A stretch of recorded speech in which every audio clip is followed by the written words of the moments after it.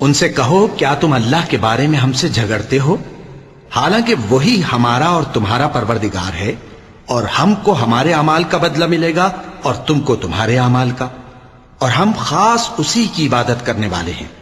اے یہود و نصارا، کیا تم اس بات کے قائل ہو کہ ابراہیم اور اسماعیل اور اسحاق اور یعقوب اور ان کی اولاد یہودی یا عیسائی تھے؟ اے پیغمبر، ان سے کہو کہ بھلا تم زیادہ جانتے ہو یا اللہ؟ اور اس سے بڑھ کر ظالم کون جو اللہ کی شہادت کو جو اس کے پاس کتاب میں موجود ہے چھپائے؟ اور جو کچھ تم لوگ کر رہے ہو اللہ اس سے غافل نہیں۔ یہ انبیاء کی جماعت گزر چکی، ان کو وہ ملے گا جو انہوں نے کیا، اور تم کو وہ جو تم نے کیا، اور جو عمل وہ کرتے تھے ان کی پرسش تم سے نہیں ہوگی۔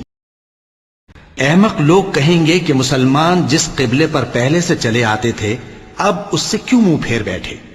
تم کہہ دو کہ مشرق اور مغرب سب اللہ ہی کا ہے، وہ جس کو چاہتا ہے سیدھے رستے پر چلاتا ہے، اور اسی طرح ہم نے تم کو امت معتدل بنایا ہے تاکہ تم لوگوں پر گواہ بنو، اور پیغمبر آخر الزماں صلی اللہ علیہ وآلہ وسلم تم پر گواہ بنے۔ اور جس قبلے پر تم پہلے تھے اس کو ہم نے اس لیے مقرر کیا تھا کہ معلوم کریں کہ کون ہمارے پیغمبر کا تابع رہتا ہے اور کون الٹے پاؤں پھر جاتا ہے۔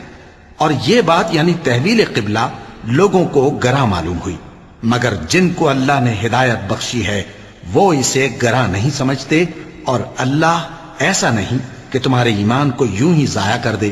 اللہ تو لوگوں پر بڑا مہربان ہے، صاحب رحمت ہے۔ اے پیغمبر صلی اللہ علیہ وآلہ وسلم، ہم تمہارا آسمان کی طرف منہ اٹھانا دیکھ رہے ہیں، سو ہم تم کو اسی قبلے کی طرف جس کو تم پسند کرتے ہو منہ کرنے کا حکم دیں گے، تو اپنا منہ مسجد حرام یعنی خانہ کعبہ کی طرف پھیر لو، اور تم لوگ جہاں ہوا کرو نماز پڑھنے کے وقت اسی مسجد کی طرف منہ کر لیا کرو۔ اور جن لوگوں کو کتاب دی گئی ہے وہ خوب جانتے ہیں کہ یہ نیا قبلہ ان کے پروردگار کی طرف سے حق ہے، اور جو کام یہ لوگ کرتے ہیں اللہ ان سے بے خبر نہیں۔